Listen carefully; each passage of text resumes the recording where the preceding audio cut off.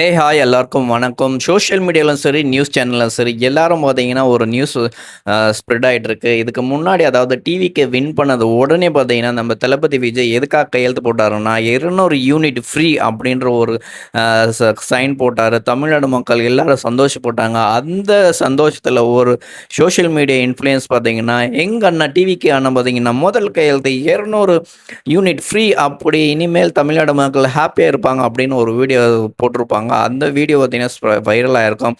அதே வீடியோ போட்ட ஒரு சோஷியல் இன்ஃப்ளூயன்ஸ் பார்த்தீங்கன்னா, நேத்து ஒரு வீடியோ போட்டிருக்காங்க.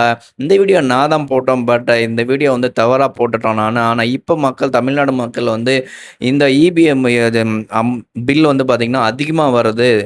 தயவு செஞ்சு தமிழ்நாடு சிஎம் அவர்கள் இத பத்தி நீங்க விரிவா யோசிக்கணும். பண்ணு தமிழ்நாடு மக்கள் வந்து இந்த இபி பில்லால் நிறைய பாதிக்கப்படுறாங்க. தயவு செஞ்சு தமிழ்நாடு ஜோசப் விஜய் அவர்களுக்கு என்னோட கோரிக்கை விடுறோம். நிறைய பேர் நம்ம கரண்ட் கட் ஆகுறதும் மற்றும் இந்த இபி பில்லால் நிறைய தமிழ்நாடு மக்கள் அவதிப்படுறாங்க அப்படின்னு ஒரு வீடியோ போட்டிருப்பாங்க.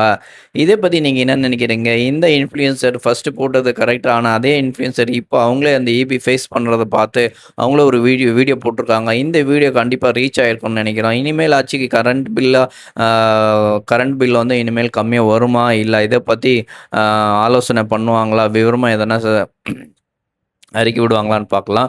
நீங்கள் என்ன நினைக்கிறீங்க? கமெண்ட் பாக்ஸில் சொல்லுங்கள். அந்த சோஷியல் மீடியா இன்ஃப்ளூயன்சர் சொன்னது கரெக்டு தான். நிறைய பேர் பார்த்தீங்கன்னா நம்ம தளபதி விஜய் மாற்று அரசியல் வேணும்னு சொல்லியிருக்காங்க.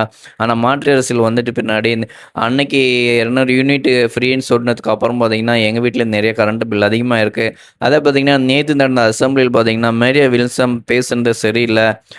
அந்த அவரை பற்றி நேற்று அசம்பிளியில் பேசுனது நிறைய சோஷியல் மீடியாவில் பார்த்தீங்கன்னா அவரை கலாய்ச்சிட்டு இருக்காங்க. இதை பற்றி நீங்கள் என்ன நினைக்கிறீங்க? டிவிக்கு அரசு நம்மளுக்கு நல்லது பண்ணுமா? இல்லை அவங்களுக்கு இன்னும் டைம் கொடுக்கணும் அப்படின்னு நினைக்கிறீங்களா? உங்கள் கமெண்ட்ஸை சொல்லுங்கள். ஒரு சின்ன ரிக்வஸ்ட், ஸ்மால் ரிக்வஸ்ட், அன்பான ஒரு வேண்டுகோள். ப்ளீஸ் ஒரு சின்னதாக சப்ஸ்கிரைப் பண்ணுங்கள். கீழே தான் சப்ஸ்கிரைப் பட்டன் அர்த்தம். இதே மாதிரி அப்டேட்டில் நெக்ஸ்ட் சந்திப்போம். வணக்கம், நன்றி.